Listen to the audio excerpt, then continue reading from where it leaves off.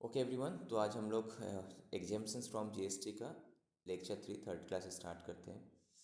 इससे पहले last 2 classes में हम लोग जो जो कंसेप्ट किए थे उसको एक बार क्विक रिवीजन कर लेना तुम लोग घर पे। तो आज यहाँ से करते हैं, फिर लास्ट में इस चैप्टर का हम लोग क्विक रिवीजन करेंगे, ठीक है। So now construction services.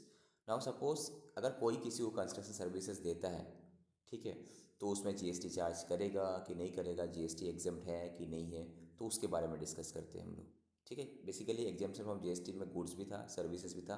तो गुड्स ज़्यादा नहीं था, मैक्सिमम सर्विसेज में है तुम्हारा। सर्विसेज के बारे में हम लोग फोकस है। गुड्स जो था तुम्हारा नेसेसरी, जो डेली यूज़ वाला गुड्स था, उसमें मैक्सिमम तुम्हारा एग्जाम्प्ट था। नाउ सर्विसेज में कंस्ट्रक्शन सर्विस का क्या होगा केस, ठीक है। Now service provided bye way of pure labour contracts. अगर कोई सर्विस दे रहा है, किस टाइप का, लेबर कॉन्ट्रैक्ट सर्विस दे रहा है, किस लिए, फॉर कंस्ट्रक्शन के लिए, इरेक्शंस के लिए। मतलब क्या होता है, कोई मशीन्स को, मशीन लगा उसको इरेक्ट करना, हटाना है। कमीशनिंग मतलब क्या होगा, मशीन को कमीशनिंग, मशीन जब इंस्टॉल होता है उसको कमीशनिंग के लिए बहुत काम करने पड़ते हैं। इंस्टॉलेशन का काम, कंप्लीशन का काम, कोई फिटिंग, कोई भी चीज़ तुम मशीन वगैरह फिट कर रहा है, रिपेयर कर रहा है, कोई चीज़ का मेंटेनेंस का, रिनोवेशंस का, बिल्ड, कोई भी चीज़ का रिनोवेशंस का काम करा रहा है। या फिर alteration of a civil structure, कोई सपोज सिविल स्ट्रक्चर था उसमें तुम ऑल्टरेशन का कुछ काम करा रहे हो, ठीक है। सपोज एक फ्लोर था, तुम उसको तोड़ भांगे दूसरे एक अच्छा से डिज़ाइन करके फ्लोर बना रहे हो, या कुछ भी सिविल का काम चल रहा है। और any other original works pertaining to the beneficiary led individual house construction, मतलब कोई भी हाउस, किसी का तुम लेबर सप्लाई कर रहे हो किस लिए, हाउस कंस्ट्रक्शन करने के लिए। या फिर enhancement under the housing for all missions, या फिर प्रधानमंत्री आवास योजना।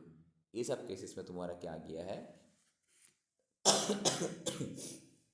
ये सब केसेस में एग्जाम किया गया है।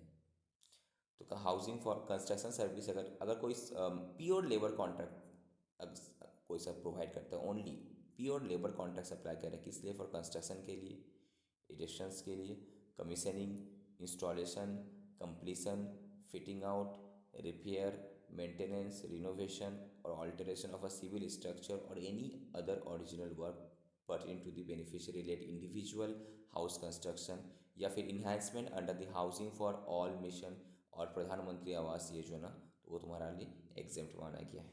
इसका एनालिसिस में आते हैं हम सर लोग। बोलो। सर प्योर लेबर सप्लाई और लेबर सप्लाई में क्या डिफरेंस है? वहाँ पे मटेरियल भी सप्लाई करता होगा।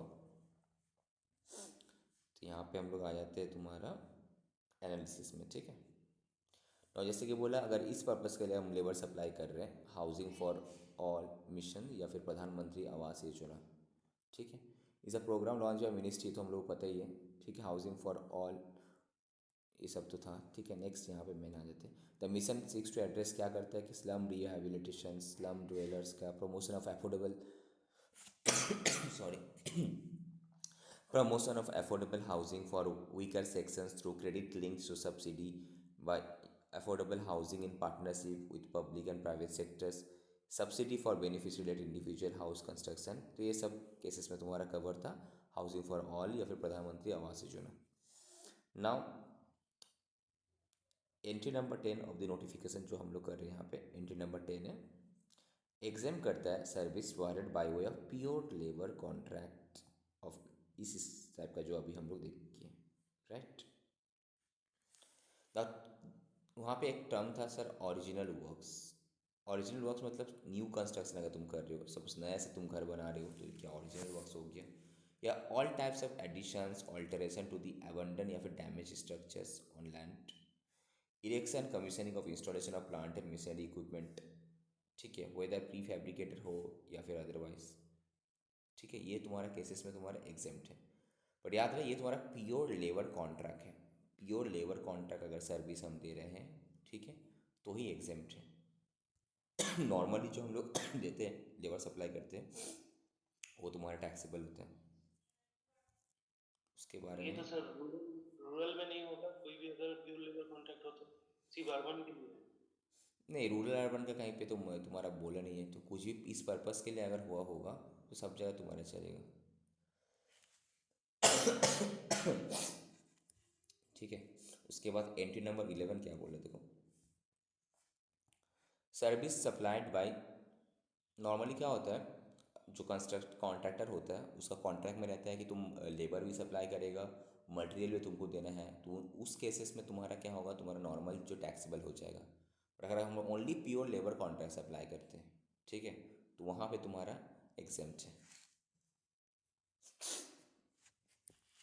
Service supplied by electricity distribution utilities bye way of constructions erection, मतलब इलेक्ट्रिसिटी डिस्ट्रीब्यूशन सर्विस जो प्रोवाइड करता है, इलेक्ट्रिसिटी बहुत सारा कंपनी है, वो खुद पावर जनरेट करता है, डिस्ट्रीब्यूट करता है, या फिर दूसरे से पावर परचेज करके डिस्ट्रीब्यूट करता है। तो जो इलेक्ट्रिसिटी डिस्ट्रीब्यूशन यूटिलिटीज इस टाइप का सर्विस दे रहा है by way of construction erection commissioning installation of infrastructure for extending the electricity distribution network up to the tubewell of the farmer या फिर एग्रीकल्चरलिस्ट फॉर एग्रीकल्चरल यूज़ के लिए, ठीक है, तो वहाँ पे तुम्हारा क्या है ना, वो एग्जेम्प्ट है। तो service supplied notification number 11 exam करता है services by way of pure, 11 था ना ये, अच्छा पहले लेबर कॉन्ट्रैक्ट, ये 10A का आ रहे थे यहाँ पे, 10A को समझाया नहीं है तो सिंपल एक लाइन में हो जा रहा है। बेसिकली इलेक्ट्रिसिटी डिस्ट्रीब्यूशन जो भी यूटिलिटीज़ है वो जो सर्विस प्रोवाइड करता है, ठीक है, बाय वे ऑफ कैश, किस टाइप का सर्विस, कंस्ट्रक्शन कर रहा है, किस चीज़ का, इरेक्शन कर रहा है, कमीशनिंग कर रहा है, इंस्टॉलेशन किस चीज़ का ना, इंफ्रास्ट्रक्चर, किस लिए, सो दैट वो अपना इलेक्ट्रिसिटी डिस्ट्रीब्यूशन नेटवर्क को एक्सटेंड कर पाए up to the tubewell of the farmer और एग्रीकल्चरिस्ट फॉर एग्रीकल्चरल यूज़ के लिए, तब जाके तुम्हारा वो जो सर्विस प्रोवाइड कर रहा है जिसको, उसमें कोई GST चार्ज नहीं करेगा, बट नॉर्मल केस में तुम्हारा करेगा। अब services by way of pure labour contract, वही सेम, किस लिए, कंस्ट्रक्शन वगैरह के लिए, for to a single residential unit, तुम घर बना रहे हो, ओके, यू आर, तुम घर बना रहे हो, तो तुम कोई कॉन्ट्रैक्टर को कॉन्ट्रैक्ट किया, वो तुमको जस्ट लेबर सप्लाई कर रहा है to a single residential unit otherwise than as a part of residential complex. नहीं, अगर तुम अपना पर्सनल घर बना रहे हो तो वहाँ पर जो कॉन्ट्रैक्टर तुमको सर्विस प्रोवाइड कर रहा होगा उसमें GST चार्ज नहीं करेगा। बट एक कॉन्ट्रैक्टर अगर लेबर सप्लाई करता है कोई रेसिडेंशियल, कोई कंपनी को जो कि ना कोई रेसिडेंशियल कॉम्प्लेक्स बना रहा है, तो वहाँ पे वो GST चार्ज करेगा, ओके।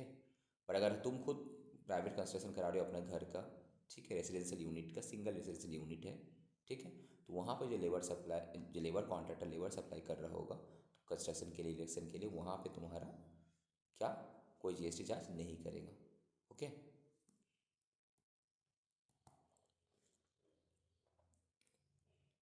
नेक्स्ट इसको जस्ट रीड कर लेना, इसमें देख लेते हैं। सप्लाई ऑफ TDR बोल रहा है, long term lease premium of a land by land owner, एक लैंड ओनर किसी को क्या क्या लीज पे लैंड दिया है, ठीक है, तो लॉन्ग टर्म लीज पे लैंड दिया, प्रीमियम मिलता है उसको, किसको दिया, डेवलपर को दिया, एग्जेम्प्टेड है, subject to the condition that the constructed flats are sold before issuance of completion certificate issue होने से पहले भी। उसका बात करेगा तो फिर क्या, उसके बात करेगा तो क्या होगा बोलो,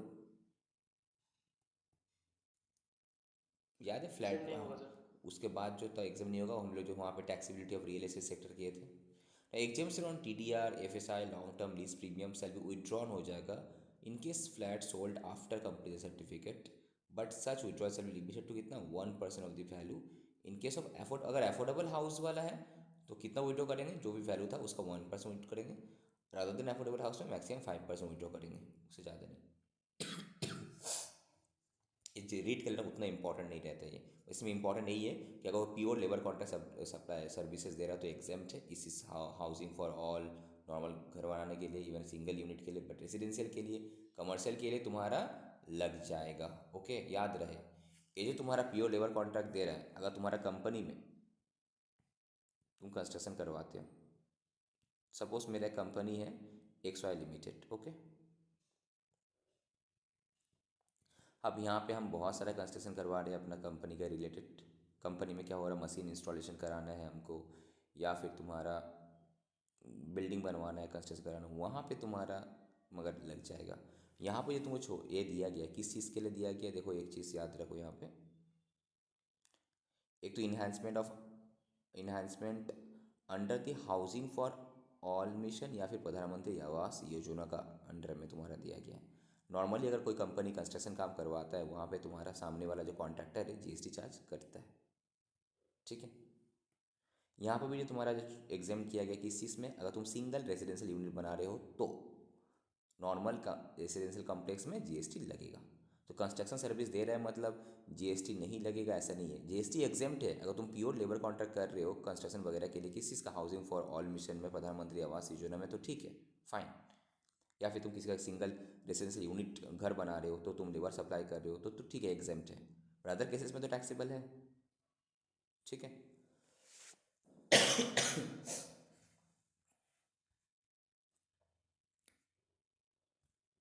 याद रहेगा ये, कोई भी चीज़ में नहीं, हाउसिंग फॉर ऑल एंड प्रधानमंत्री ये आवास योजना, ये वाला केसेस में है तुम्हारा। पैसेंजर ट्रांसपोर्टेशन सर्विसेज इंपॉर्टेंट है। जितने पैसेंजर ट्रांसपोर्टेशन सर्विस जो प्रोवाइड करता है उस केस में टैक्सेबल होगा कि एग्जेम्प्ट होगा, question is that. Now transport of passengers with और विदाउट accompanied belongings बाई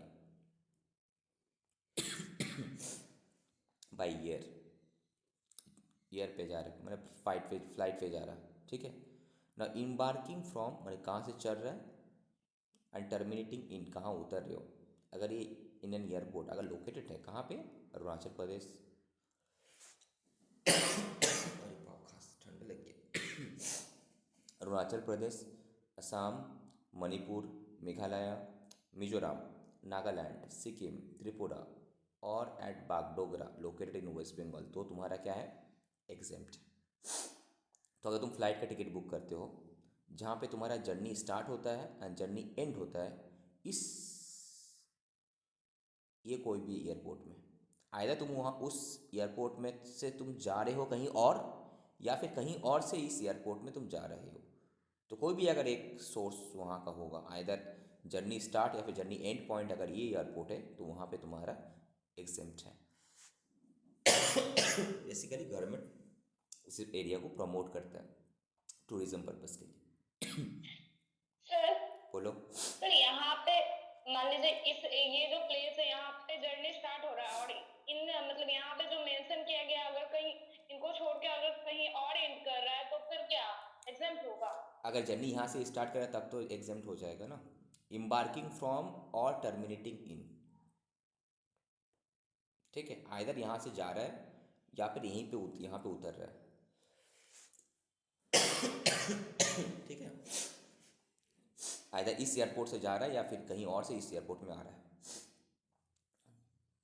तो याद रहना, अरुणाचल प्रदेश, असम, मणिपुर, मेघालय, मिजोरम, नागालैंड, सिक्किम, त्रिपुरा और बागडोरा लोकेटेड इन वेस्ट बंगाल में एग्जिम। बागडोरा कौन सा, जो वेस्ट बंगाल वाला बागडोरा है, बाकी सब तो अलग अलग स्टेट में है। Now non year condition contract carriage, non AC जो कॉन्ट्रैक्ट कैरेज रहता है लाइक रेडियो टैक्सी, मतलब ओला उबर, ठीक है, for transportation of passenger excluding tourism purpose के लिए तो अलग है भाई, नॉर्मल नॉर्मल है पैसेंजर का ट्रांसपोर्टेशन हो रहा है, एक्सक्लूडिंग टूरिज्म या फिर कॉन्ट्रैक्टेड टूर एंड चार्टर और हायर वाला छोड़कर। हायर चार्जेस है तो उसमें तो जीएसटी लगेगा, ठीक है, उसमें तो सामने वाले तुमको जीएसटी चार्ज करेगा, टूर के लिए तुम्हारे लिए चार्ज है, बट नॉर्मल पैसेंजर ट्रांसपोर्टेशन कर रहा है नॉन एसी रेडियो टैक्सी का थ्रू से, ठीक है, तो वहाँ पे तुम्हारा नॉन एसी अगर है तुम्हारा कॉन्ट्रैक्ट कैरेज, ठीक है, तो वहाँ पे तुम्हारा जीएसटी नहीं लगेगा। फॉर एग्जांपल क्या है, सपोज एक नॉर्मल जो टैक्सी, मतलब रेडियो टैक्सी मतलब नॉर्मल जो यूरो टैक्सी दिखता है तुमको कोलकाता वगैरह में, उस टाइप को, वो जो पैसेंजर कैरी करता है नॉन एसी रहता है तुम्हारा वो, ठीक है। ओला उबर तो तुम्हारा एसी रहता है, उसमें तो होगा नहीं। तो रेडियो टैक्सी नॉर्मल जो रहता है तुम्हारा सब, ठीक है, वो सब में तुम्हारा जीएसटी नहीं है। अगर नॉर्मल पैसेंजर ट्रांसपोर्टेशन कर रहा होगा तो सामने वाला तुमसे जीएसटी चार्ज नहीं करेगा। बट इसी को अगर हम भाड़ा पे ले लिए, बट टैक्सी इस, बोला है ना? हाँ बोलो। अदर देन रेडियो टैक्सी बोल रहे हैं ना? तो मतलब उस अदर ईयर रेडियो टैक्सी मतलब ही तो ये हम बोल रहे योलो टैक्सी कार, हम टैक्सी के बाद ये रेडियो टैक्सी मतलब ओला उबर। ओला उबर तो तुम्हारा क्या होगा, रेडियो टैक्सी है, वो तो एसी है, उसको छोड़ के इसीलिए बोल रहे हैं ना, नॉर्मल जो योलो टैक्सी की बात कर रहे हैं, नॉर्मल जो योलो टैक्सी वगैरह होता है, ठीक है, या फिर कोई जो तुम्हारा जीप कार वगैरह जो होता है नॉर्मल नॉन एसी, कोलकाता वगैरह तुम अगर जाओगे देखना सेटल टैक्सी रहता है जिसको हम लोग बोलते हैं सेटल्ड कार, सेटल में जाता है, शेयरिंग में जाता है, सपोज 10 वो रास्ते से एक एक तो पैसेंजर को उठा के लेके जा रहा है, ठीक है। तो नॉर्मली क्या होता है, कोलकाता है जो कोई सिटीज़ वगैरह तुम रहते हो तो बस में बहुत भीड़ रहते हैं, ठीक है। तो बहुत कोई क्या करता है, कार वगैरह में देखना वहाँ पे एक साथ मल्टीपल पैसेंजर को उठाता है, डिफरेंट डिफरेंट लोकेशन में छोड़ के जाता है, ठीक है। हम लोग तो सेटल कार में हम लोग जाते हैं। तो उस टाइप का अदर देन रेडियो टैक्सी, मतलब ओला उबर में तो हमेशा तुम्हारा एसी है, तो नॉन एसी तो क्या होगा, नॉर्मल जो टैक्सी वगैरह होता है, यूरो टैक्सी, जैसे हम लोग कोलकाता वगैरह में यूरो टैक्सी वगैरह जो है, सेटल कार वगैरह, जहाँ पे तुम्हारा नॉन एसी है और पैसेंजर ट्रांसपोर्टेशन कर रहा होगा तो वहाँ पे। बट हाँ, इसी चीज़ को अगर हम टूरिज्म पर्पज से बुक वगैरह करें तो वो तुम्हारा वहाँ पे जीएसटी, अगर कोई कंपनी अगर है, अगर ये सामने वाला जीएसटी पे रजिस्टर्ड है, वो तुमसे जीएसटी चार्ज करेगा। ठीक है, समझ में आया कि नहीं, अदर देन रेडियो टैक्सी लोग ओला उबर छोड़कर। अब दूसरा क्या है तुम्हारा एग्जाम्पशन, और कहाँ पे है, stage carriage other than air condition stage carriage. मतलब स्टेज कैरेज मतलब क्या, बस उसका बात कर रहा हूँ, नॉन एसी जो बस वगैरह रहता है नॉर्मली जो पैसेंजर ट्रांसपोर्टेशन करता है वो स्टेज कैरेज का बात कर रहा है। तो एयरपोर्ट में अगर इस एयरपोर्ट का थ्रू एयरपोर्ट से हम कहीं इम्बार्किंग कर रहे हैं, चल रहे हैं, या फिर कहीं टर्मिनेट कर रहे हैं, ठीक है। अरुणाचल प्रदेश, असम, मणिपुर, मेघालय, मिजोरम, नागालैंड, सिक्किम, त्रिपुरा और बागडोगरा जो वेस्ट बंगाल का है वो एग्जाम्प्ट है। यहाँ से कहीं और जा रहे तब भी एग्जाम्प्ट है, वो कहीं और से यहाँ आ रहे तब भी एग्जाम्प्ट है, ठीक है। नॉन एसी अगर कोई कॉन्ट्रैक्ट कैरेज है रेडियो टैक्सी को छोड़कर, ठीक है, ओला उबर को छोड़कर, पैसेंजर ट्रांसपोर्टेशन के लिए वहाँ पे तुम्हारा एग्जाम्प्ट है। बट हाँ, टूरिज्म वगैरह के लिए या फिर हम हायर पे अगर लेते हैं तो वहाँ पे टैक्सीबल है, सामने वाला टैक्स चार्ज करेगा नहीं, डिपेंड करता है वो रजिस्टर्ड है कि नहीं है, ठीक है। स्टेज कैरेज जो है होता है तुम्हारा बस वगैरह जो है, वहाँ पे भी बस वगैरह में भी तुम्हारा जीएसटी चार्ज करते हैं कि कभी नहीं करते हैं ना। नाउ इसका एनालिसिस मानते हैं। सपोज ये वाला केस है, Rituraj has booked air ticket of a flight from Delhi to Guwahati Assam, ठीक है। नाउ अब बताओ, तो इसमें जीएसटी चार्ज करेगा कि नहीं करेगा। एम्बार्किंग हो रहा है कि टर्मिनेटिंग हो रहा नहीं है, यहाँ करेगा पे सर। यहाँ पे terminating in an airport located in Assam, तो एग्जाम्प्ट है ना जीएसटी से, ठीक है। नेक्स्ट सपोज ये वाला केस में जो पैसेंजर ट्रांसपोर्टेशन हम बोले हैं यहाँ पे, इसका एग्जांपल लेते हैं एक, ये वाला कॉन्ट्रैक्ट कैरेज का यहाँ पे मीनिंग था ना तुम्हारा, एक कॉन्ट्रैक्ट कैरेज था ना, यहाँ पे कहाँ गया ये नॉन एसी कॉन्ट्रैक्ट कैरेज। तो कॉन्ट्रैक्ट कैरेज होता क्या है सर, कॉन्ट्रैक्ट कैरेज मतलब motor car basically which carries a passenger या फिर ट्रांसपोर्टेशन अदर हायर पे, ठीक है। तो समझिए क्या बोले, मगर मोटर कार वगैरह टैक्सीज वगैरह कुछ hired a non AC bus motor vehicle, non AC bus motor vehicle हो गया इसमें भी, from Mohit travel for organising a religious tour from Delhi to Jaipur, ठीक है। नॉन एसी है, transport of passenger by a non AC contract carriage are exempt from GST है, बोला है फाइल, ठीक है। हाउएवर ये वाला तो एक क्या चीज़ के लिए, टूरिज्म पर्पज़ के लिए, तो यहाँ पे तो टैक्सेबल होगा, करेक्ट। नॉर्मल पैसेंजर ट्रांसपोर्टेशन अगर होता तो ठीक था, एग्जाम था, बट यहाँ पे तो हायर करे टूरिज्म पर्पज़ के लिए, तो यहाँ तो टैक्सेबल होगा, ठीक है। फिर देखो एक वर्ड था तुम्हारा stage carriage, right. Transportation of passenger by stage carriage है, अदर देन एसी है, तो तुम्हारा एग्जाम था, बोला था ना। उसमें स्टेज कैरेज मतलब मोटर व्हीकल जो कंस्ट्रक्टेड किया गया है, एडेप्टेड किया गया to carry more than 6 passenger, मतलब क्या बस का बात कर रहे हैं ना हम लोग, बस या फिर 6 से ज़्यादा कोई पैसेंजर ट्रैवल करने वाला जो ये जैसा कि तुम्हारा बड़ा ये होता है ना तुम्हारा, क्या बोलते हैं उसको यार हम लोग, वैन नहीं बोलेंगे उसको हम लोग, जो बुलेरो टाइप का जो होता है तुम्हारा, मोर देन बुलेरो वगैरह में कितना आता है, 6। 6 से ज़्यादा ही आता है। Scorpio sir. हाँ स्कॉर्पियो, राइट। स्कॉर्पियो वगैरह जो भी बड़ा मोर देन 6 पैसेंजर का, कार हो सकता है, बस हो सकता है, कुछ भी हो सकता है इसमें, ठीक है। ड्राइवर को छोड़कर, ठीक है, ड्राइवर को छोड़कर 6 पैसेंजर से ज़्यादा कैरी कर रहा होगा, ठीक है, एंड सबसे अलग अलग फीस ले रहा होगा, ठीक है, फॉर सर इंडिविजुअल ऑटो में बेसिस। होता है तो और ऑटो में 6 कहाँ से आएगा रे पागल, ऑटो सर का ऑटो कैपेसिटी, में तो ऑटो 6 से का तो ज्यादा ही आ जाता है। ज़्यादा आ जाता है, बट उसका नहीं सर, उसका 5 से कैपेसिटी, चले आते उसका आ जाता है। कैपेसिटी तो 3 और 1 4 है ना, वो तो इलीगल है 5 लेके जाना, as per motor vehicle act तो इलीगल हो जाएगा, 3 से ज़्यादा तो लेके नहीं जाता ऑटो। और ऑटो ऐसे भी तुम्हारा क्या है, फर्स्ट केस में तुम्हारा एग्जाम तो बता ही दिए हम लोग, इस वाला केस में कहाँ गया रे ऑटो, कहाँ गया, ये रहा। Non radio non taxi. Non AC contract carriage other than radio taxi, तो अदर देन रेडियो टैक्सी में ऑटो टैक्सी वगैरह तो सब आ ही जाते हैं यहाँ पे। नॉर्मल टैक्सी ऑटो का कैपेसिटी तो लेस देन 6 ही है, तो वहाँ पे आ ही गया तुम्हारा। तो बाकी जो तुम्हारा है स्टेज कैरेज मतलब मोर than 6 passenger, greater than 6 passengers, तो वहाँ पे तुम्हारे बेसिकली बस आएगा और जो बड़ा कार वगैरह स्कॉर्पियो वगैरह टाइप का जो होता है वो आएगा, बट याद रहे नॉन एसी, ठीक है। जिसका सेम एग्जांपल है, non AC buses are being operated by state transport corporation, SBSTC bus हो गया, वा कोई भी नॉन एसी प्राइवेट बस भी वॉट एवर पैसेंजर कैरी करते, क्या ये GST चार्ज करेगा टिकट पे? नो, एग्जेम्प्ट है, GST चार्ज नहीं करेगा। तो हम लोग जो बस में ट्रैवल करते हैं जो नॉन एसी बस होगा उसमें GST चार्ज नहीं करता है। एसी बस में GST चार्ज करेगा कि नहीं करेगा डिपेंड करता है सामने वाला जो एसी जो बस कंपनी है जो बस सर्विस प्रोवाइड कर रहा है वो GST में रजिस्टर्ड है कि नहीं, अगर रजिस्टर्ड है तो GST चार्ज करेगा, ठीक है।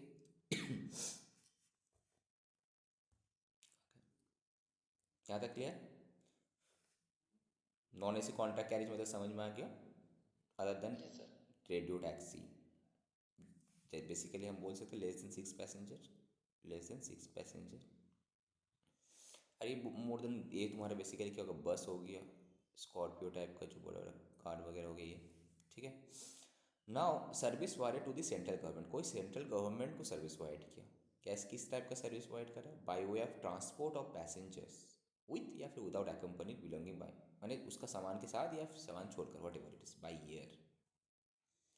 एम्बार्किंग मतलब कहाँ से चल रहा है कहाँ उतर रहा है, at a RCS regional connectivity airport पे, अगेंस्ट कंसिडरेशन में पैसा देके in the form of viability gap funding, ठीक है।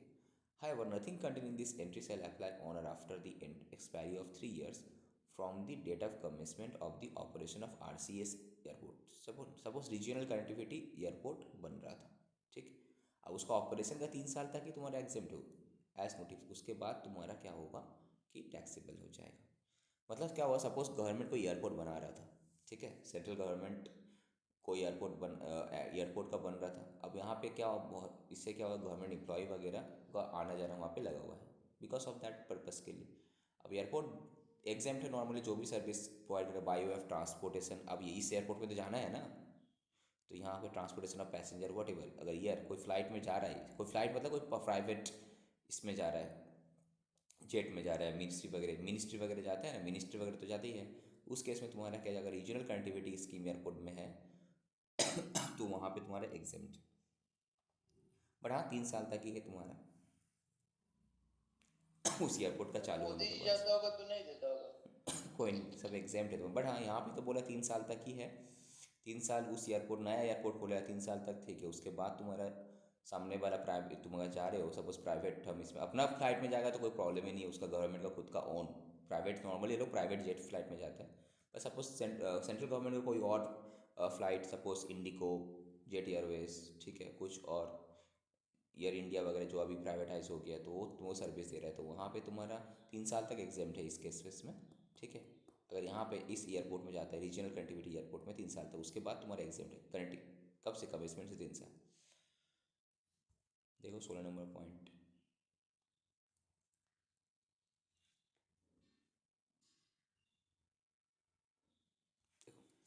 रीजनल कनेक्टिविटी स्कीम एक इंट्रोड्यूस किया गया टू फैसिलिटेट या फिर stimulate a regional air connectivity by making it affordable by supporting the airline operator through, कैसे, concession by central government concession देता है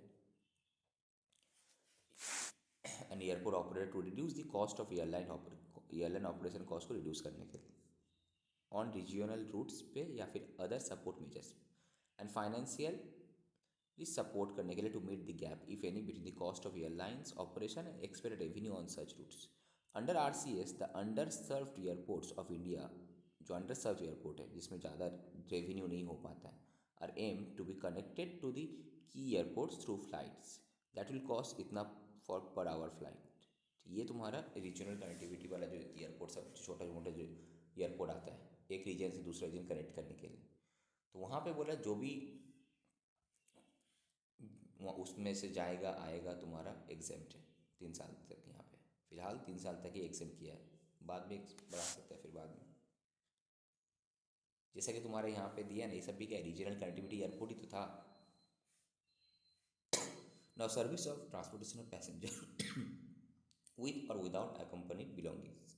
कैसे? रेलवे। अब आए थे रेलवे पे। अभी तक हम लोग एयर देखा, बस देखे, टैक्सीज देखे हम लोग, ठीक है। अब हम आए थे रेलवे पे। रेलवे पे अगर तुम जाओगे, अदर देन फर्स्ट क्लास में तुम्हारा जीएसटी है, फर्स्ट क्लास में जीएसटी लगेगा, but other than first class and AC class छोड़ के जो है वो तुम्हारा एग्जेम्प्ट है। इन दोनों में मगर जीएसटी लगेगा। फर्स्ट क्लास जीएसटी है, एसी में जीएसटी है, बट नॉर्मल जो नॉन एसी है, non AC and other than first class के बाकी जितने भी क्लास होते हैं, ठीक है, वो सब में तुम्हारा एग्जेम्प्ट है। दूसरा, मेट्रो में तुम ट्रेवल करोगे तो कोई जीएसटी चार्ज नहीं करेगा टिकट पे। मोनोरेल, ट्रम पे जो हम लोग जाते हैं कैलकाटा वगैरह में, ट्रम चलता है, ठीक है, तो ट्रम में भी तुम्हारा क्या है, कोई जीएसटी नहीं है, एग्जेम्प्ट है, ठीक है। तो रेलवे में नॉर्मल जो हम लोग रेलवे में देखते हैं, लोकल ट्रेन वगैरह जो नॉन एसी रहता है तुम्हारा, उसमें एग्जेम्प्ट है। और बाकी तुम्हारा जो लॉन्ग डिस्टेंस ट्रेन रहता है, पैसेंजर जो एक्सप्रेस ट्रेन, उसमें फर्स्ट क्लास वाला एसी वाला टैक्सेबल है, बाकी जो other classes and non AC वाला एग्जेम्प्ट है, ओके। इनलैंड वाटरवेज, कभी तुम लोग गया होगा हावड़ा स्टेशंस, ठीक है, तो देखना गंगा घाट में हम लोग क्या फेरी से इस पार से उस पार जाता है, सब टाइम बचता है। तो इनलैंड वाटरवेज में सपोज तुम अगर नदी का इस पार से उस पार जा रहे हो फेरी पे, तो वहाँ पे भी तुम्हारा कोई जीएसटी वगैरह नहीं लगेगा, इनलैंड वाटरवेज। दूसरा क्या, पब्लिक ट्रांसपोर्ट में अगर तुम जा रहे हो, other than predominantly for tourism purpose, अगर तुम कौन, एक मिनट रुको, तुम पब्लिक ट्रांसपोर्ट मतलब समझो पब्लिक का बस, जो भी गवर्नमेंट पब्लिक बसेस होता है, ठीक है, other than predominantly for tourism purpose, अगर तुम टूरिज्म पर्पस के लिए कर रहा होगा तो सामने वाला बस कंपनी अगर रजिस्टर्ड है तो जीएसटी चार्ज करेगा, बट नॉर्मल पब्लिक ट्रांसपोर्ट जो होता है, ठीक है, वो तुम्हारा एग्जेम्प्ट है। In a vessel between places located in India, public transport other than predominantly for tourism purpose. Bus वाला तो ऑलरेडी कवर किए थे, अब यहाँ पे वेसल का बात कर रहे हैं। बिटवीन प्लेसेस लोकेटेड इंडिया, एक जगह से दूसरी जगह अगर वेसल पे हम लोग जाते हैं, पब्लिक ट्रांसपोर्ट हिसाब से उसको यूज़ हो रहा है अगर, ठीक है, टूरिज्म पर्पज नॉर्मल, ठीक है, तो वहाँ पे भी तुम्हारा क्या है, एग्जेम्प्ट है। और क्या, meter cab, auto rickshaw, e rickshaw, ये सब भी एग्जेम्प्ट है। मीटर कैब मतलब हम लोग बोल सकते हैं इसको टैक्सी, टैक्सी जो मीटर पे चलता है, ठीक है, जो मीटर पे चलता है। ऑटो रिक्शा, ये भी तुम्हारा क्या है, एग्जेम्प्ट है, ओके। तो पैसेंजर सर्विस में क्या क्या एग्जेम्प्ट है? एक तो सर ईयर है। ईयर में क्या है, अगर इस एयरपोर्ट से अरुणाचल प्रदेश, असम, मणिपुर, मेघालय, मिजोरम, नागालैंड, सिक्किम या फिर त्रिपुरा या फिर बागडोगरा, यहाँ से अगर आप चढ़ते हो या फिर यहाँ उतरते हो, ठीक है, याद है चढ़ना या फिर उतरना, कोई भी एक चीज़ होने से होगा, ठीक, तो एग्जेम्प्ट है जीएसटी। सामने वाला जो ये है फ्लाइट कंपनी, वो तुमसे जीएसटी चार्ज नहीं करेगा, ओके। दूसरा, अगर नॉन एसी कॉन्ट्रैक्ट कैरेज मतलब क्या तुम्हारा, कॉन्ट्रैक्ट कैरेज मतलब जो पैसेंजर को लेकर जाता है तुम्हारा, कॉन्ट्रैक्ट कैरेज मोटर व्हीकल्स, यहाँ पे लेस देन 6 पैसेंजर कंसिडर करना है यहाँ पे। अदर देन रेडियो टैक्सी छोड़कर, ओला उबर इस टाइप का छोड़कर जो नॉन एसी तुम्हारा है, तो वहाँ पे अगर कोई पैसेंजर ट्रांसपोर्टेशन कर रहे हैं, ठीक है, एक्सक्लूडिंग फॉर टूरिज्म पर्पज, तो वो एग्जेम्प्ट है। अगर स्टेज कैरेज है, बस वगैरह है, ठीक है, other than non AC, other than मतलब AC, other than AC that is non AC bus अगर है, ठीक है, जो मोर देन 6 पैसेंजर कैरी करता होगा, नॉन एसी बस हो सकता है, बड़ा कार हो सकता है, स्कॉर्पियो वगैरह, तो वहाँ पे भी तुम्हारा क्या है, एग्जेम्प्ट है।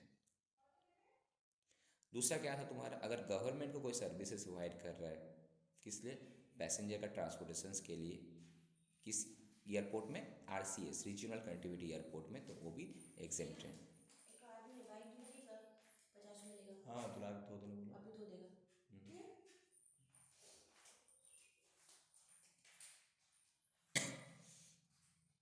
17 पानी कहाँ से लेगा वो,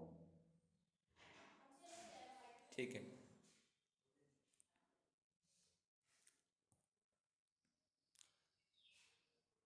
the service of transportation of passengers with और विदाउट और बाकी तुम्हारा रेलवे वाला क्या है, रेलवे वाला अगर रेल पे कहीं पे अगर हम लोग ट्रेवल करते हैं तो रेल हमसे जीएसटी चार्ज करेगा कि नहीं करेगा, डिपेंड करता है। अगर हम फर्स्ट क्लास बॉगी पे जाते हैं तो चार्ज करेगा, एसी कोच पे जाते हैं तो हमको चार्ज करेगा, फर्स्ट क्लास या फिर एसी होने से तुमको चार्ज करेगा, ओके। बट बाकी तुम्हारा क्या, नॉन एसी है, फर्स्ट क्लास नहीं है तो तुम्हारा एग्जेम्प्ट है। नॉर्मल जो लोकल ट्रेन होता है तो एग्जेम्प्ट है ही। इवन पैसेंजर ट्रेन में भी एग्जेम्प्ट है, जो अगर नॉन एसी कोच रहा तो, या फिर फर्स्ट क्लास नहीं है तो, ठीक है। मेट्रो मोनोरेल ट्राम पे एग्जेम्प्ट है। बाकी तुम्हारा इनलैंड वाटरवेज एग्जेम्प्ट है। और पब्लिक ट्रांसपोर्ट अगर वेसल पे हम लोग कर रहे हैं तो अगर टूरिज्म छोड़ के नॉर्मल पर्पस से कोई ट्रैवल कर रहा है तो उसमें भी वो जीएसटी नहीं होगा। अगर टूरिज्म पर्पस के लिए हम लोग वेसल को भाड़ा हम लोग क्या किए, सपोज तुम चले गए घूमने के लिए, सपोज इंडिया का कोई प्लेस में, कहाँ है समुद्र ज़्यादा घूमने का स्पेस, ठीक है, अंडमान वगैरह चले गए वहाँ पे, ठीक है। तो वहाँ पे तुम्हारा अगर तुम टूरिज्म पर्पस के लिए यूज़ करो, वहाँ पे वो जो टिकट ए करेगा वहाँ पे जीएसटी करेगा। नॉर्मल अगर पैसेंजर ट्रैवल करने के लिए है तो वो तुम्हारा जीएसटी चार्ज नहीं करेगा। मीटर कैब ऑटो रिक्शा में भी जीएसटी नहीं होगा। ओके, कोई डाउट है इसमें? हाँ सर। मीटर कैब वगैरह जैसे एक बार रीड करने क्या होता है, ई रिक्शा तो सब पता है मेरे को। इसको देखो, सर्विसेज बाय और transportation of passenger not predominantly for tourism purpose on a vessel. तो कोलकाता से पोर्ट ब्लेयर जा रहा है, किसमें, वेसल पे जा रहा है, वेसल मतलब जहाज पे जा रहा है। अब तुम कोलकाता से डायरेक्ट कहाँ जा रहा है, पोर्ट ब्लेयर जा रहा है, ठीक है, रोज आइलैंड। तो यहाँ पे क्या बताओ, जीएसटी लगेगा कि नहीं लगेगा?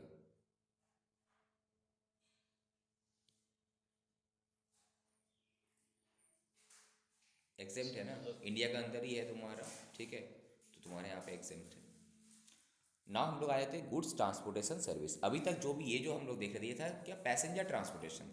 ये पैसेंजर को ट्रांसपोर्टेशन का सर्विस को प्रोवाइड कर रहा था, तो उसमें जीएसटी चार्ज करेगी नहीं करेगा था।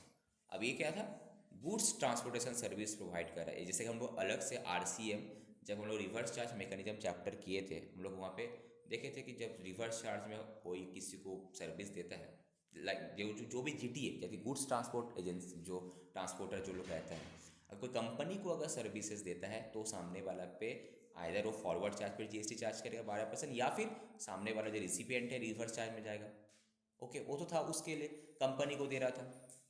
बट अगर सपोज किसी और को दे रहा है कंपनी छोड़ के, तो क्या होगा? बहुत अच्छा लगा, ठीक है। तो उस पर देखते हैं। तो बेसिकली ये लिंक है, इसको read with RCM, reverse charge mechanism में जो जीटी है उसके साथ ही पढ़ना, कन्फ्यूज मत करना। वहाँ पे मगर एग्जाम नहीं था, कंपनी को जो दे रहा था। सपोज मेरा कंपनी क्या करता है, जो सेल के लिए बहुत सारा ट्रांसपोर्टर को बोल के रखा कि ये माल मेरा पार्टी के पास डिलीवर कर देना, तो तुम जितना माल लेकर जाओगे हमको बिल करना, हम पे कर देंगे। अब उसमें टैक्स हम बोल के 5% करके रिवर्स चार्ज मैकेनिज्म में पे कर देंगे, वो तो टैक्सेबल था। या फिर अगर रिवर्स आरसीए में नहीं देगा तो 12% में तुमको चार्ज करेगा वो, ठीक है। सामने वाले को उसका बेनिफिट भी मिलेगा, तुमको भी उसका क्रेडिट मिल जाएगा, ठीक है। बट दूसरा ऑप्शन यहाँ पे क्या है तुम्हारा, ठीक है, वो तो कंपनी वाला केस है। बट अदर जो नॉर्मल केसेस में तब क्या होगा, तो now service by way of transportation of goods, कैसे, by road, except the service of GTA. देखो जीटीए को बात दे ही दिया, बिकॉज जीटीए का केस में तुम्हारा आरसीएम कवर था, अलग से हम डिस्कस किए थे, जीटीए को बात दे दिया। गुड्स ट्रांसपोर्ट एजेंसी नहीं है, नॉर्मल बाय रोड तुम्हारा गुड्स को भी ट्रांसफर करे, not goods transport agency, GTA नहीं है, नॉर्मल। ना ही वो कुरियर एजेंसी है। कुरियर में तो तुम्हारा क्या होता है, कुरियर चार्जेस में जीएसटी चार्ज कर ही लेते हैं। तो नॉर्मल तुम्हारा कोई भी, तुम ट्रक में, वैन में तुम गुड्स ट्रांसपोर्ट कर रहे हो, ठीक है, तो वहाँ पे तुम्हारा एग्जेम्प्ट है। आज सपोज हमको क्या करना है, यहाँ से वहाँ को गुड्स लेके जाना है, हमको ट्रांसपोर्टर को, जो जीटी है गुड्स ट्रांसपोर्ट एजेंसी को हम नहीं थामे, नॉर्मल कोई किसी को थामे, या फिर कोई कुरियर एजेंसी का थ्रू से भी नहीं जाए, नॉर्मल किसी को हमें करे, तो रोड पे जा रहा है तो वहाँ पे तुम्हारा एग्जेम्प्ट है। और इनलैंड वाटरवेज में जैसे पैसेंजर एग्जेम्प्ट था, तो यहाँ पे गुड्स भी एग्जेम्प्ट है। इनलैंड वाटरवेज मतलब हम पानी पे इस पार से उस पार सामान लेके जा रहे, गुड्स लेके जा रहे, फेरी पे, नो बोट पे, ठीक है, तो इनलैंड वाटरवेज है, तो यहाँ पे पैसेंजर जैसे एग्जेम्प्ट था, गुड्स भी एग्जेम्प्ट है। Now transportation of bye rail या फिर वेसल, वेसल मतलब जहाज पे हो गया, रेल पे अगर गुड्स को ट्रांसपोर्टेशन, इतना सा बहुत सारा गुड्स क्या होता है रेल पे या फिर वेसल पे ट्रांसपोर्टेशन होता है, एक प्लेस से दूसरा प्लेस इन इंडिया, ठीक है। सपोज रिलीफ क्या क्या है, कौन कौन सा गुड्स कवर है यहाँ पे, the following goods only exempt है। कौन कौन सा, रिलीफ मटेरियल, इंपॉर्टेंट है ये। अगर रिलीफ मटेरियल जा रहा है फॉर विक्टिम्स ऑफ नेचुरल या फिर man made disasters, natural disaster मतलब अर्थक्वेक वगैरह हो गया, victims of man made disaster suppose कोई बॉम्ब ब्लास्ट वगैरह कर दिया, कैलामिटीज़ या फिर एक्सीडेंट वगैरह हो गया, उस मिशअप हो गया, तो रेस्क्यू टीम जाके रिलीफ मटेरियल लेके जाता है ना रेलवे पे या फिर वेसल पे लेके जा रहा है, तो वहाँ पे जो भी ये सर्विस दे रहा है सामने वाला पे जीएसटी चार्ज नहीं करेगा।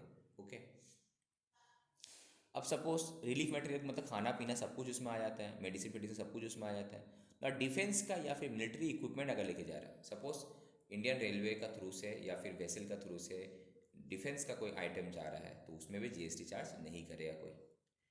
न्यूज़पेपर मैगजीन, उसमें भी जीएसटी चार्ज नहीं होगा। रेलवे का थ्रू से, वेसल का थ्रू से, ये जो हम लोग न्यूज़पेपर पूरा ऑल ओवर इसमें सर्कुलेट होता है, न्यूज़पेपर तो सपोज प्रिंट होता है, मेरा वेस्ट बंगाल बात हम लोग करें, सपोज न्यूज़पेपर जो प्रिंट होता है कोलकाता में, तो दुर्गापुर में कैसे पहुंच रहा है, कोई रेल में लेकर आ रहा होगा, तो वहाँ पे जो न्यूज़पेपर मैगजीन लेकर आ रहा होगा तो रेलवे उसमें जीएसटी चार्ज नहीं करेगा।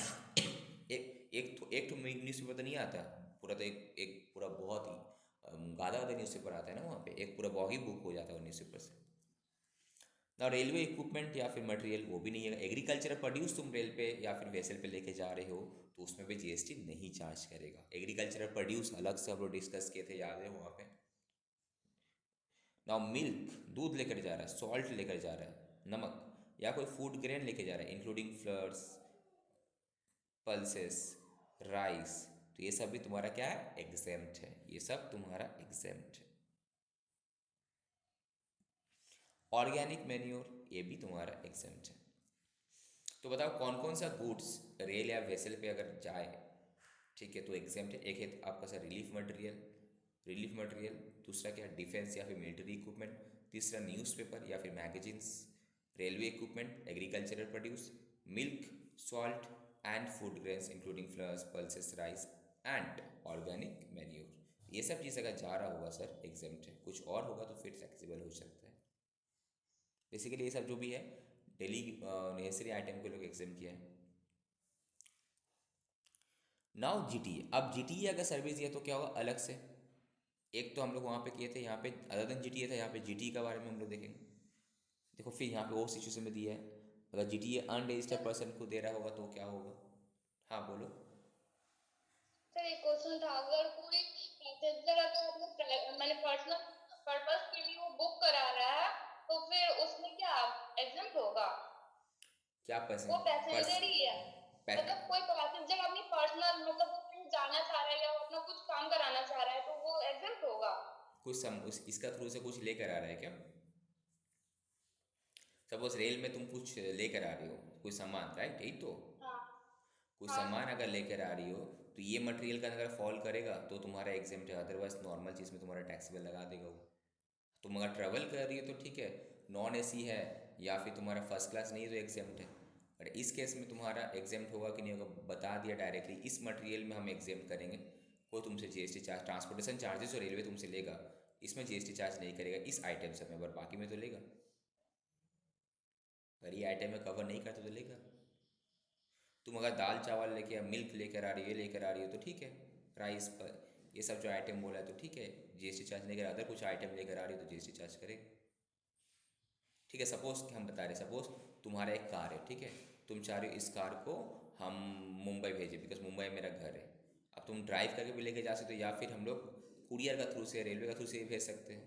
तो वहाँ पे तुम्हारा तो क्या, रेलवे जो चार्जेस लेगा उसमें जीएसटी चार्ज करेगी तो अपना, ठीक है।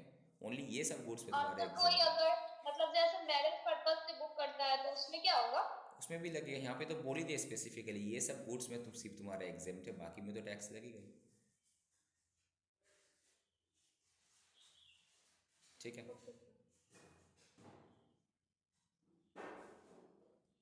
हाँ एक चीज़ है रेल का थ्री से, तुम अगर तुम यहाँ पे रेल का ही पूछ रही हो ना तुम, कि किसी और का रोड का पूछ रही हो,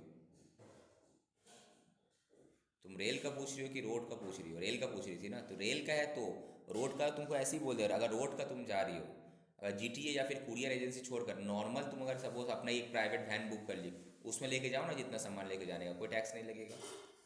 बट सपोज तुम मूवर पैक जैसे कोई कुरियर एजेंसी का थ्रू से तुम अगर बुक कर रही हो, कोई जीटीए का थ्रू से बुक कर रही हो, तो वो तो टैक्स तुमसे चार्ज करेगा कि नहीं करेगा, डिपेंड करता है क्या सिनेरियो। तुम अगर अनरजिस्टर्ड हो तो तुमसे चार्ज नहीं करेगा। तो बहुत सारे सिनेरियो जो हम लोग नेक्स्ट इसमें अभी डिस्कस करेंगे, ठीक है। बट रेल का थ्रू से यही सब मटेरियल कवर है तुम्हारा। अब तुम्हारा जीटीए सर्विस जो तुम्हारा क्वेश्चन था, अगर सपोज जीटीए हम कोई गुड्स ट्रांसपोर्ट एजेंसी का थ्रू से भेज रहे, ठीक है, तो एक होता है सर अनरजिस्टर्ड पर्सन भी वहाँ पे कवर, एक रजिस्टर्ड पर्सन को भी दे रहा होगा।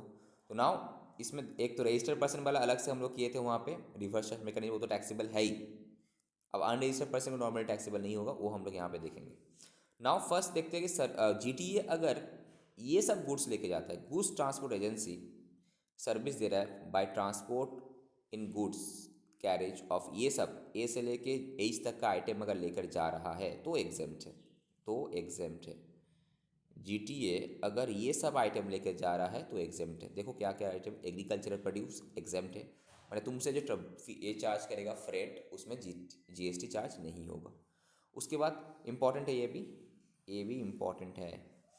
दूसरा गुड्स ये सब जो है ना जीटीए जब करोगे तो आरसीएम का साथ भी एक बार देख लेना इसको ना। दूसरा कोई भी गुड्स लेके जा रहा है जहाँ पे consideration charge for the transportation of the goods on a consignment, ठीक है, transported in a single carriage does not 1500, मतलब सपोज कोई भी एक ऐसा गुड्स लेकर जा रहे हैं हम जीटी का थ्रू से जहाँ पे तुमसे वो जो पैसा चार्ज करा वो 1500 रुपये से कम है तो एग्जेम्प्ट है। एग्रीकल्चर प्रोड्यूस तो एग्जेम्प्ट है ही। कुछ अदर गुड्स लेकर जा रहे हैं तो वहाँ पे अगर हम एक सिंगल कैरेज में, एक सिंगल कैरेज मतलब एक सिंगल कैरेज में एक सिंगल कार जीटीए का जो गुड्स इसमें अगर ट्रक वगैरह में लेकर जा रहे हैं हम कंसाइनमेंट, इसका वैल्यू मतलब जो वो जो चार्जेस हमसे ले रहा है 1500 से कम चार्जेस ले रहा है तो एग्जेम्प्ट है, उससे ज़्यादा होगा तो टैक्सेबल हो जाएगा। Goods where consideration charge for transportation of all such goods for a single consignee does not.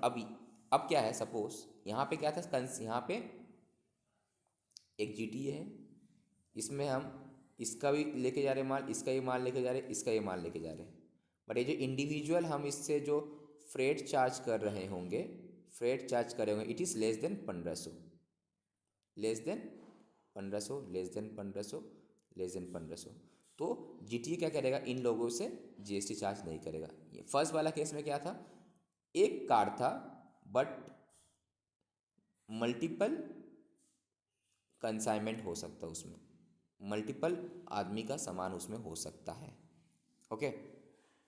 दूसरा वाला क्या था, तुम अकेला ये पूरा गाड़ी को बुक किया कि अपना सिंगल कंसाइनी के लिए गुड्स लेके जाओगे, तो वहाँ पे तुम्हारा जो लिमिट है, ये जो है एग्जेम्पशन 750 रुपये बोलेगा। अगर 750 रुपया है फिर तो ठीक है, उससे ज़्यादा है तो एग्जेम्प्ट है, उससे ज़्यादा तो टैक्सेबल है। अगर 750 तक है तो एग्जेम्प्ट है, उससे ज़्यादा है तो टैक्सेबल हो जाएगा, ओके।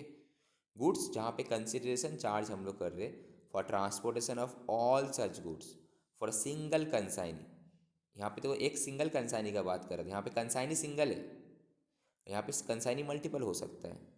यहाँ पे कंसाइनी जो है जिसको हम लोग बोलते हैं कंसाइनी मल्टीपल था, तब जाके पर कंसाइनमेंट का वो 1500 रुपये ले रहा था, और यहाँ पे पर एक ही कंसाइनी है तो पूरा उसका लिमिट तुम्हारा 750 हो जाएगा, उससे ज़्यादा है तो टैक्सेबल है, कम है तो एग्जेम्प्ट। और ये सब लेकर जा रहे हैं, जैसे कि रेलवे में जो एग्जाम था यहाँ पे भी एग्जाम है, मिल्क सॉल्ट फूड ग्रेन, ये सब रेल का केस में भी एग्जाम था, यहाँ भी ये भी रेल में भी एग्जाम था, यहाँ भी ये भी रेल में भी एग्जाम था, यहाँ भी रिलीफ मटेरियल रेल में भी एग्जाम था, यहाँ भी डिफेंस मटेरियल रेल में भी एग्जाम था, यहाँ पे भी एग्जाम है। एग्रीकल्चर प्रोड्यूस बस नया क्या मिला तुमको, नया ये 2 चीज़ मिला, बाकी सेम रेलवे का तरह ही है ना, ठीक है। अब सवाल आता है सर जीटीए एक अनरजिस्टर्ड पर्सन, हमको तुमको, हम लोग क्या अनरजिस्टर्ड पर्सन है, हम लोग we are not the business man कि हम लोग की जीएसटी में रजिस्टर्ड नहीं है, we are the unregistered person, मतलब जो जीएसटी में रजिस्टर्ड नहीं, उसको अगर सर्विस दे रहा है तो क्या होगा, इंक्लूडिंग एक कैजुअल टैक्सेबल पर्सन को दे रहा है, other then the following receive, इसको छोड़कर, बिकॉज ये सब में क्या है रिवर्स चार्ज मैकेनिज्म एप्लीकेबल है ना, इसको छोड़ के नॉर्मल कोई अनरजिस्टर्ड पर्सन को दे रहा है, इंक्लूडिंग कोई अनरजिस्टर्ड कैजुअल टैक्सेबल पर्सन को दे रहा है, बट इन लोगों को छोड़ के, इन लोगों को अगर दे रहा होगा तो आरसीएम में रिवर्स चार्ज मैकेनिज्म में टैक्सेबल है कि नहीं, याद आ रहा है, फैक्ट्री बॉडी कॉर्पोरेट ये वो, इसको किसी और को दे रहा है तो क्या होगा, एग्जेम्प्ट। मतलब अगर तुम एक जीटीए से सर्विस लेती हो, अपना पर्सनल सामान, तुम जैसे कि बोले शादी का सामान हमको यहाँ से वहाँ लेकर जाना है, घर शिफ्टिंग कर रही हो, तुम जीटीए को, तुम अनरजिस्टर्ड हो, जीटीए तो तुमको सर्विस दे रहा है तो वो एग्जेम्प्ट है। टैक्सेबल कब होगा, अगर तुम्हारा इस केस में तुम्हारा दे रहा होगा तो, बट याद रहे तुम्हारा गुड्स जो है तुम्हारा ये गुड्स अगर ये गुड्स लेके गई तो ये गुड्स जो लेके जा रही है एग्रीकल्चरल प्रोड्यूस वगैरह वगैरह वगैरह, ये सब जो लेके जा रही है ये तो है, ये तो गुड्स में है। ये चाहे तुम करो, ये चाहे सर्विस रिसिपिएंट, चाहे अनरजिस्टर्ड हो, रजिस्टर हो, जो भी हो, ये एग्जेम्प्ट है। इस केस में क्या, अगर कुछ भी सर्विस अगर प्रोवाइड कर रहा है अनरजिस्टर्ड पर्सन को, कुछ भी गुड्स लेके जा रहा है, एनी गुड्स, ठीक है, अगर अनरजिस्टर्ड पर्सन को दे रहा है तो एग्जेम्प्ट है। और ये क्या था, ये तो अनरजिस्टर्ड तो एग्जेम्प्ट था ही, इसका मतलब दैट इज जो रजिस्टर्ड था उसके लिए भी तुम्हारा एग्जेम्प्ट हो जाएगा अगर ये सब गुड्स होगा तो ऊपर वाला। समझ रहा दोनों में डिफरेंस क्या बोलने मांग रहे हैं हम। ये था ये सब गुड्स कोई भी किसी को भी अगर ये सब गुड्स कोई भी अगर ये सब गुड्स के लिए ट्रांसपोर्टेशन सर्विस ले तो एग्जेम्प्ट है, चाहे रजिस्टर्ड और अनरजिस्टर्ड। और इस केस में अनरजिस्टर्ड है तो तुम्हारा एग्जेम्प्ट है। बट याद रहे ये सब केसेस में जो है वो रिवर्स चार्ज मैकेनिज्म में होगा। बट यहाँ पे भी ये बंदा सब जो है अगर ये ऊपर वाला गुड्स लेके जा रहा होगा तो क्या होगा, एग्जेम्प्ट हो जाना चाहिए। समझ में आ रहा है। नाउ कहाँ तक कि हम ABCDEF,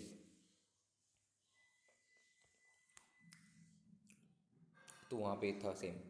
now service provided by GTA by way of transportation of goods in a goods carriage to किसको, एक डिपार्टमेंट या फिर गवर्नमेंट एस्टैब्लिशमेंट को दे रहा है, लोकल अथॉरिटी को दे रहा है, तो ये सब क्या होगा, एग्जेम्प्ट होगा।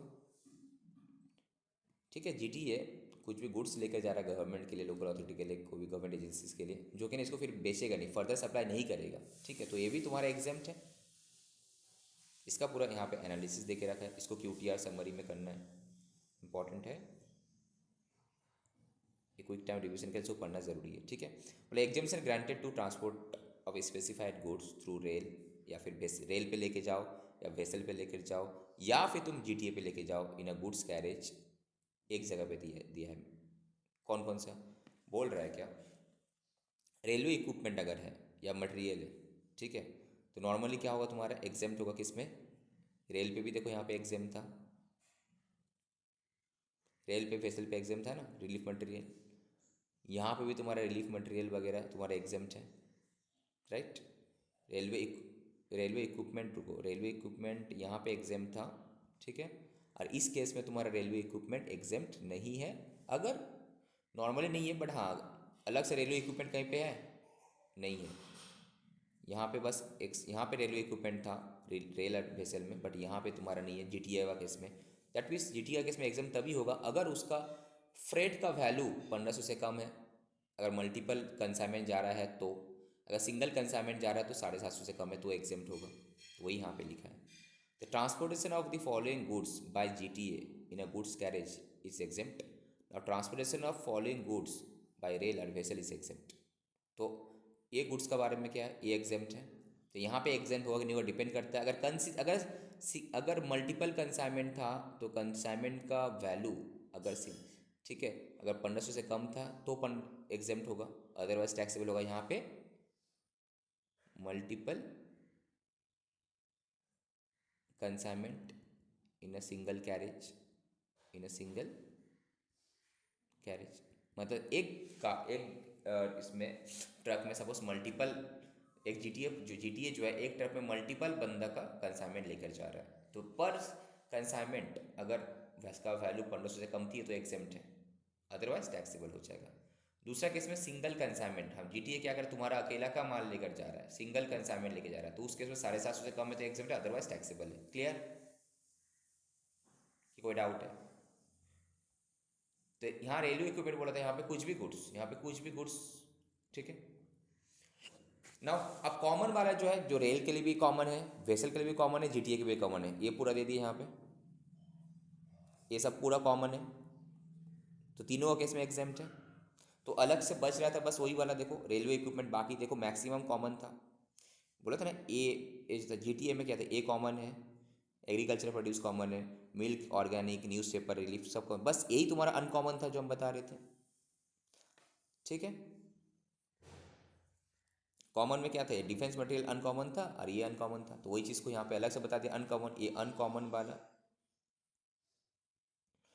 एक यहाँ पे रेलवे इक्विपमेंट मटेरियल अगर रेल वेसल पे जा रहा था एग्जेम्प्ट है, ठीक है, तो सेम चीज़ ही अगर, या फिर कोई भी गुड्स अगर इसमें जा रहा है तो क्या होगा, यहाँ नॉट सेम चीज़, कोई भी गुड्स इंक्लूडिंग दिस, कोई भी गुड्स अगर जीटी का थ्रू से जा रहा है, इसका कंसाइनमेंट अदर देन ये सब गुड्स छोड़ के बाकी कोई भी गुड्स अगर जीटी का थ्रू से जा रहा है, उसका कंसाइनमेंट का वैल्यू अगर 1500 से कम है या फिर सिंगल कंसाइनी अगर है तो 650 से कम है तो एग्जेम्प्ट है कोई भी गुड्स।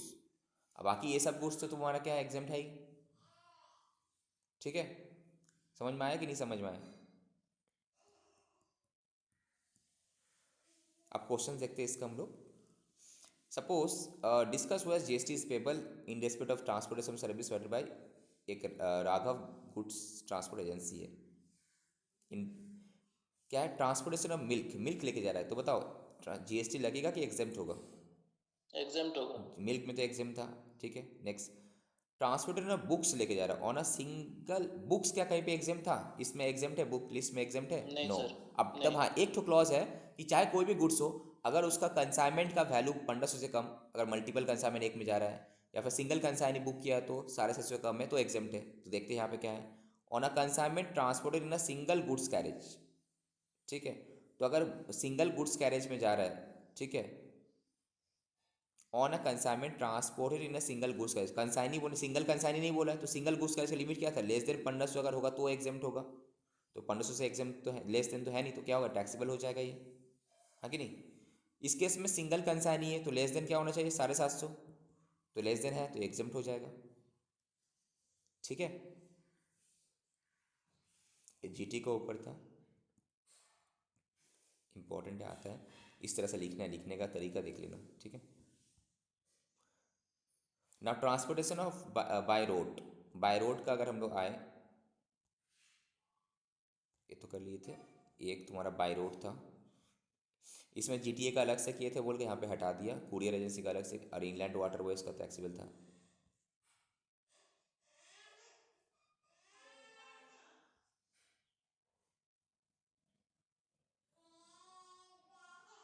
तो वो क्या, हु इज जीटीए? एक गुड्स ट्रांसपोर्ट एजेंसी है, has been defined in notification. ठीक है, provide services in relation to transportation of goods by road and issues consignment note issue करता है, जो कंसाइनमेंट। अब एक इंपॉर्टेंट क्वेश्चन है सर, जीटीए किसको बोलेंगे, हु इज जीटीए? ये रीड एंड अंडरस्टैंड, तो वही जीटीए माना जाएगा जो गुड्स ट्रांसपोर्ट करता है and definition in consignment note issue करता होगा। ठीक है, अगर तुम कंसाइनमेंट नोट इशू नहीं करो तो तुम जीटीए नहीं है। Thus, it can be seen that issuance of consignment note is the single quantum for supplier of service to be considered GTA। अगर तुम consignment note दे रहा होगा तभी तुम GTA है, अदरवाइज GTA तुम नहीं है। अगर if not issued consignment note then service provider will not become under the ambit of GTA।